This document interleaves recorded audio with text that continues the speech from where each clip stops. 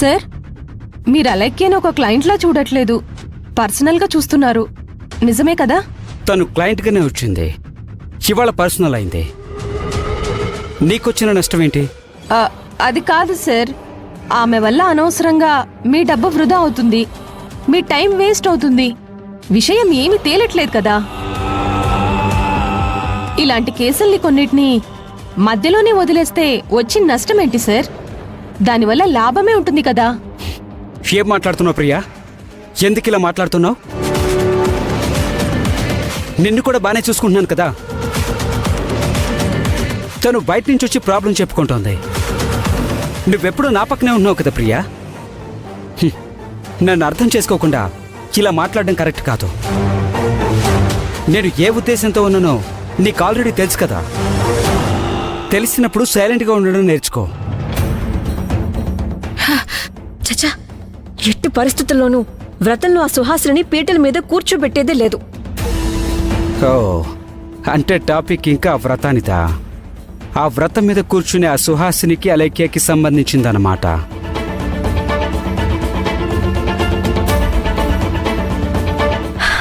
రాజా, ఏం చేస్తున్నావు నువ్వు? అక్కడేమో పూజ చేసుకోవాలని నేను చెప్పాను కదా, కానీ నువ్వింతవరకు ఏమీ చేయలేదు. ఏదో చేస్తావని ఎదురు చూస్తూ ఉన్నాను. నేను అడిగితే గాని స్పెషల్గా చెయ్యవా? చూడలేఖ్య, దేవుడి దగ్గరికి భక్తుడొచ్చి నాకది కావాలి ఇది కావాలి అని 100 కోరికలు కోరతాడు. అతనేం కోరబోతున్నాడో ఆ భగవంతుడికి ముందే తెలియదంటావా? భగవంతుడికి తెలియని విషయం అంటూ ఏది ఉండదు. అలాంటప్పుడు అతని దగ్గరకు వచ్చి నీకేం కావాలి అని కోరుకోవడంలో అర్థం లేదు నా దృష్టిలో. సో నువ్వు కూడా నీకేం కావాలో కోరుకోవాల్సిన అవసరం కానీ, ప్రత్యేకంగా నాకు చెప్పాల్సిన అవసరం కానీ ఏమీ లేదు. ఆ విషయం నాకు తెలుసు. ఏం తెలుసు? నేను ఆ ఇంట్లో పూజ చేసుకోవాలి అని అనుకుంటున్నాను. దానికి ఆ సుహాసిని, భూమి, మహా ఆ ఇంట్లో అందరూ ఒకటే వైపున్నారు. నేను ఒక్కదాన్ని ఒకవైపున్నాను. ఆ ఇంట్లో పూజ చేసుకోవాలంటే తల ప్రాణం తోక్కొస్తుంది తెలుసా? ఆ భూమి మీద కోప్పడ్డాను, సుహాసిని మీద కోప్పడ్డాను. అసలు కోపం లేకుండా స్మూత్ గా పని జరిగిపోవాలి నాకు. పిచ్చుకు మీద బ్రహ్మాస్త్రం వేసినట్టుంటుందా లెక్క. ఇలాంటి చిన్న విషయాల్లో నేను తలదూరిస్తే,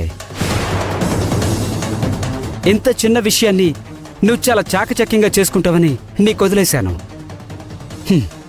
బట్ నీ వల్ల కావట్లేదని నాకు అర్థమైంది. ఇప్పుడు నేను ఇన్వాల్వ్ అవ్వాలి, అంతే కదా? ఎస్, నువ్వు ఇన్వాల్వ్ అయితే తప్ప ఈ పని కాదని నాకు అనిపిస్తుంది రాజా. అది నీకు చిన్న విషయమే కావచ్చు, కానీ నాకు కాదు. అక్కడ నా ప్రెస్టేజ్ విషయం. నేను చాలా హర్ట్ అయ్యాను ఈ విషయంలో. నేను దెబ్బతిన్నా పర్వాలేదు, కానీ నా ఈగో మాత్రం దెబ్బతినకూడదు.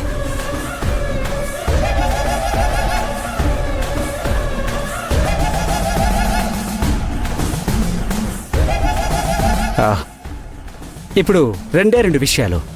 ఒకటి, నువ్వు ఆ ఇంట్లో పూజ చేసుకోవాలి, లేదంటే ఆ ఇంట్లో ఇంకెవరు పూజ చేయకుండా చేయాలి, అంతే కదా? నువ్వు చెప్పింది నాకు అర్థమైంది, కానీ ఇప్పుడు నేను చెప్తాను విను. ఆ ఇంట్లో నేను పూజ చేసుకోవాలి. ఇంకెవ్వరూ కూడా ఆ ఇంట్లో పూజ చేసుకోవడానికి వీల్లేదు. నా ప్రిన్సిపల్ అలా ఉండదు. మనకి దక్కాలి, మనకే దక్కాలి. లేదంటే మనకి దక్కంది ఇంకెవ్వరికీ దక్కకూడదు. కాబట్టి అక్కడ మొత్తం స్మాష్ అయిపోతుంది. ఏమంటావు? స్మాష్ అవడం అంటే? స్మాష్ అవ్వడం అంటే ఏం లేదు. ఆ ఇంట్లో అసలు పూజ చేసుకోకుండా 1 year వరకు ఆ పూజ గది తెరవకుండా చేయాలనుకుంటున్నాను.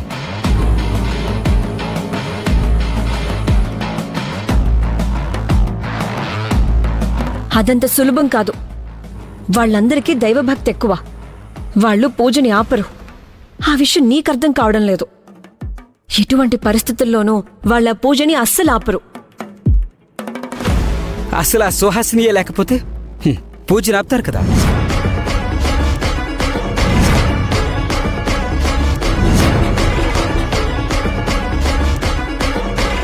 ఏంటి సార్, ఏమంటున్నారు? సుహాసిని ఎక్కడికి పోతుంది? ఇంకెక్కడికి పోతుంది ప్రియా? ఈ భూమి మీద నుంచి పరలోకానికి పోద్ది.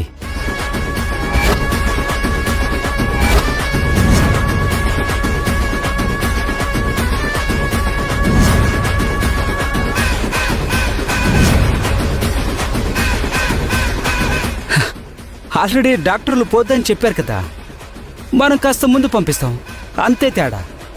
వద్దొద్దు, నువ్వు అలాంటి ప్రయత్నాలేం చేయకు. ఎలాగో కొద్ది రోజులు ఆగితే నువ్వు అన్నట్టు పైకే పోతుంది.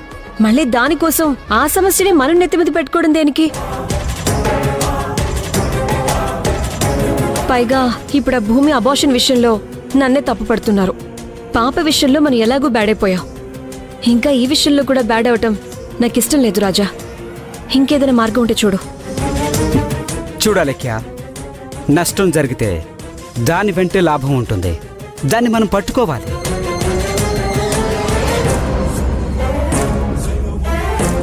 ఒక అందమైన క్లాత్ ముక్కలు ముక్కలు అవుతుందని బాధపడితే దానికంటే అందమైన షర్ట్ తయారు కాదు. అలాగే ఇప్పుడు నువ్వు నీ ఇంట్లో వ్రతం చేయాలన్నా, ఆ ఇంట్లో ఎవరూ ఒక 1 year వరకు పూజ చేసుకోకుండా ఉండాలన్నా మనం ఆ Suhasini లేపేయాలి.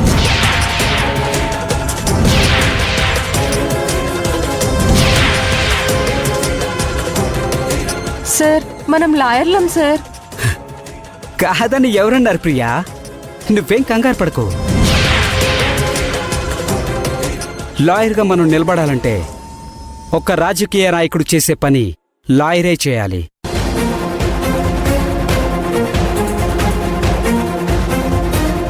At the same time ఒక ఉత్తమ ఉపాధ్యాయుడు చేసే పనులు కూడా ఆ లాయరే చేయాలి. లాయర్ అనేవాడు అర్థం కాని క్వశ్చన్ మార్క్లా ఉన్నప్పుడే వాడి సమాజానికి అర్థమైనట్టు మనం సక్సెస్ అయినట్టు.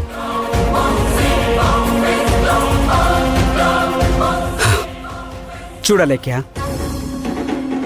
టెన్షన్ పడితే కొన్ని పనులు కావు. ఇప్పుడు మనకి అవ్వ కావాలి, బొవ్వ కావాలనుకుంటే కుదరదు. పూజ ఆగాలంటే ఇంతకు మించి మార్గం లేదు.